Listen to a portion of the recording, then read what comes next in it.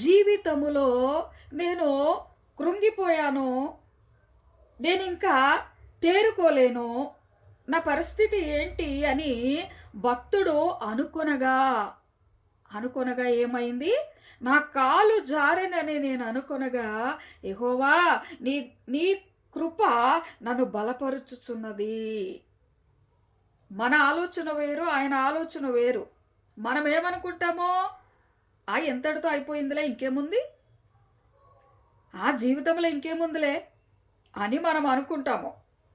కానీ మనం ఇంతటితో అయిపోయిందని మనం అనుకున్న దగ్గర నుంచి ఆయన స్టార్ట్ చేస్తాడు లైఫ్.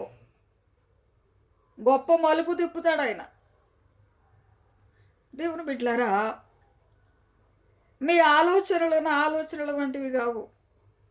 మీ త్రోవలు, మీ తలంపులు మీకు నాకు వ్యత్యాసముగా ఉన్నాయి.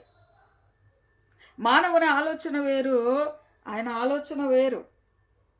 ఈ భక్తుడు అనుకున్నట్టే మనం అనుకోవట్లేదా? అయిపోయిందిలే అంతా జీవితం ఇంకేముందని మనం అనుకోలేదా? అనుకునేవారు లేరా? మనం మాత్రం అనుకోవట్లేదా?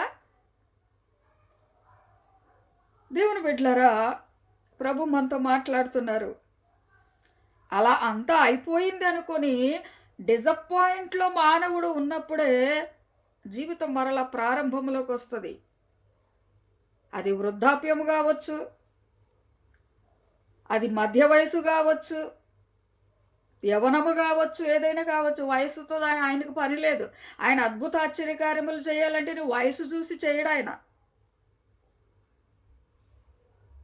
ఇలా వయసు అయిపోతుంది కదా, వీళ్ళకి వెంటనే నేను అద్భుతం చేయాలి, లేకపోతే వీళ్ళు యవనంలో ఉన్నారు కదా, వీళ్ళకి వెంటనే అద్భుతం చేయాలి. మన లెక్క వేరు, ఆయన లెక్క వేరు. మనం అనుకుంటాము తొందర అయిపోతుంది, మన వయసు అయిపోతుంది, మన కాలం అయిపోతుంది, మన బలం అయిపోతుందో మనం అనుకుంటాము, కానీ ఆయన అనుకోడు. ఎందుకని? ఆయనకు ఒక ప్రణాళిక అంటూ ఉంది. భక్తుడు ఏమంటున్నాడు ఇక్కడ? నా కాలు జారనని నేను అనుకొనగా, అంటే నేను కృంగిపోయాను జీవితంలో, ఇంకేముందులే అనుకున్నాడు భక్తుడు.